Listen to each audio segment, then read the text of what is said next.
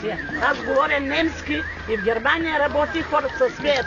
Фюрайн Tage казват 200 oder Фюрайн Monate. Аз ми там ги вземам за един месец и хората се смеят германци от нас. Бях в Балкан, дори златни пясъци, Черноморец се случва, Трифон зарезан 30 години.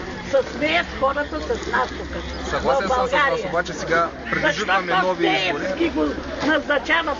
Това е недоумението на българското общество, не мога да знам. Ние сме българи, не искаме да накомандват тук. Естествено, че не искаме. Не искаме нито комунисти, нито ДПС-то, нито нищо. Абсолютно съм съгласен. Няма значение, те плюят ГЕРБ, обаче ГЕРБ долу-горе са хора, които можеха да оправят работата.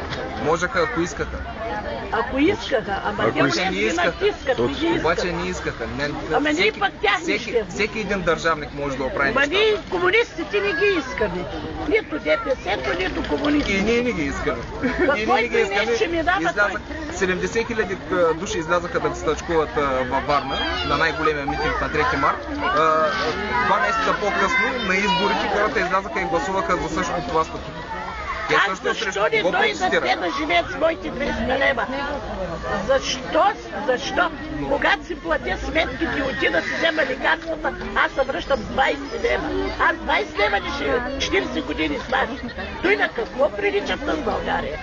На какво приличат? Това е безумицата на българското с 20 лева аз ще живея цял месец. Сама съм.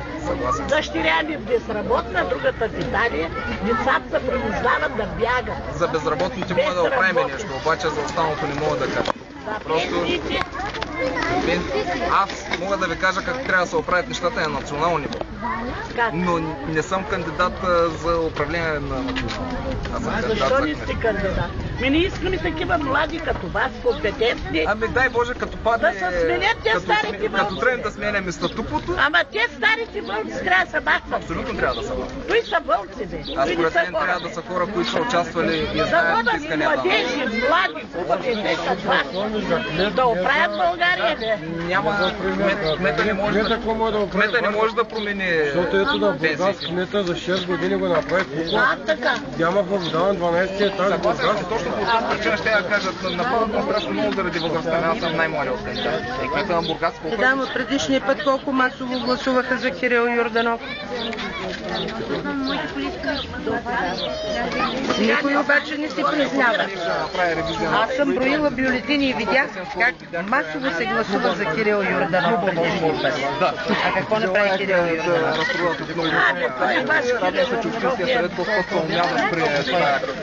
Само той командваше. Виж какъв е той. Лекарствата са скъпи. Кое е ефтино? Малки са ни заплатите. Сините са както в Малки са ни заплатите и пенсиите. А иначе лекарствата са сините нормални. са както в Германия. Не, мене не ме снимай. 6 милиона. Моля ви. Трябва с поръчки, като не може да има общата собствена фирма и си ги строи сама. Точно това. Да си строи както на време домостроителни жилища и ги дават на крайно нуждаещи. А именно, има всеки ден, понеже нашата кампания върви под насоса православното висадност. И предната ни кампания и сегашната имаме социални материали, които се помагат на нуждаещите граждани. И се постоянно идват хора при нас, които се нуждаят от такива общества. И общината казва няма. Хората чакат. Както няма, искат да раздържат още 50%. Не нека да ги продават, но да строят нови. Ама кой ще ги построи?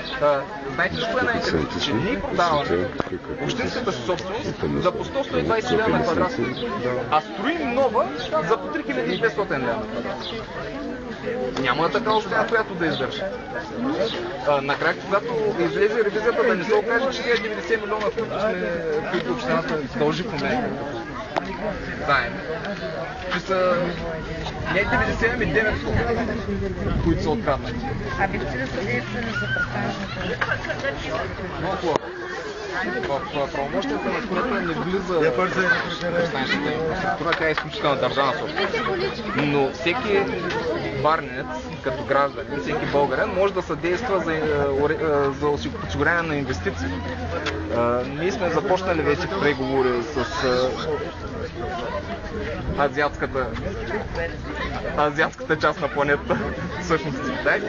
И оттам се очаква да дойдат над 100 милиарда като инвестиция. Има много различни варианти къде да бъде изместено пристанище Варна. Ние сме пристанищен град и трябва да бъде изградено модерно такова, за да може на старо да бъде направен качествен порт за пътнически кораби. Но първо трябва да бъде пренесено това. Но първо трябва да бъде направено добър контейнер и изнамалистено това. Няма как да влезе към зоната на Варна Запад, понеже корабите, които трябва да бъдат разтоварвани, са много големи, те не могат да минават по канала е плитък. Ще се ограничим с да приемаме само малко кораби.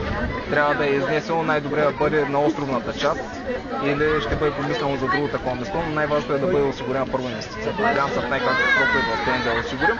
Естествено, като граждани, след това ще я предложим на държавните власти. Кмета ли зависи 40% от печалбата на пристанище Варна отива в Бургас? Това е друг много интересен въпрос, не зависи от мен. Знаете ли какво се случва с бюджета на Варна? Понеже питахте как влиза в пристанище Бургас, не зависи от мен. Бюджета на Варна идва от местни данъци и такси. Всъщност той отива в Министерството на финансите, оттам се разпределя и се връща на обратно. Варна се връща 25% от тези данъци. Вашите данъци ще се оправят и ние не оставят. Ако вие сте платили 100 лева данък, само 25 лева се връща обратно в Варна, останалото се пръска саботира някъде друга. В Бургас обаче е 40%. За София е 60%. И преди 3-4 дена зададах въпрос към Министерството на финансите и ми отговорите, че няма точна формула за изчисляване на бюджета на града.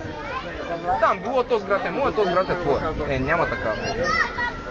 Не може да си остане... Точно ще работи за увеличаване. Всичко във Варна да се остава. Първо не може да децентрализираме бюджета, но може да осигурим увеличаване на бюджета.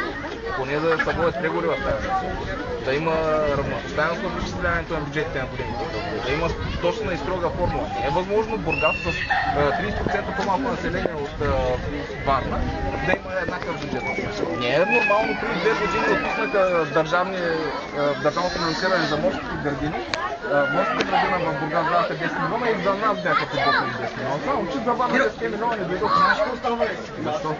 Ето това е този град е наш. Той си беше града на Бургас. И направиха магистрала. Говори се насам, да. Сега е много по-удобно да разтоварят корабите долу. Познали ма кой са? Аз ти я подарих. Ако разстоянието от тук до столица